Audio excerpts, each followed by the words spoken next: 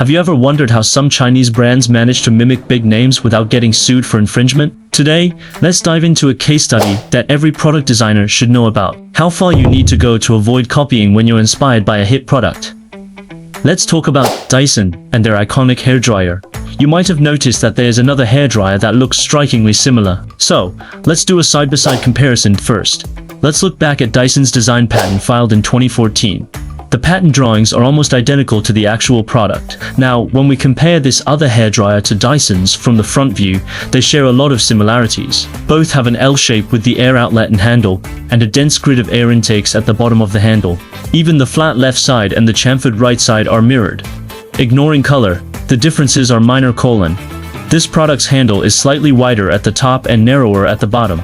Unlike Dyson's straight handle, the connecting curve is slightly different. The angle of the chamfer is not the same, but these differences are not enough to make a substantial distinction. To truly differentiate in terms of design, you need to consider another perspective. Dyson's hairdryer is hollow, while this one is solid. This single perspective allows consumers to make a clear distinction, even if they feel a resemblance. The takeaway: the belief that making 3 to 5 minor changes is enough to avoid plagiarism is overly simplistic.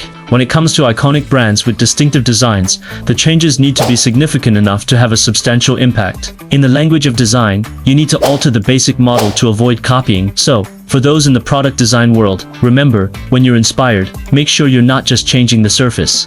You need to change the essence to truly stand out and avoid legal troubles. Stay creative, stay unique, and stay within the lines.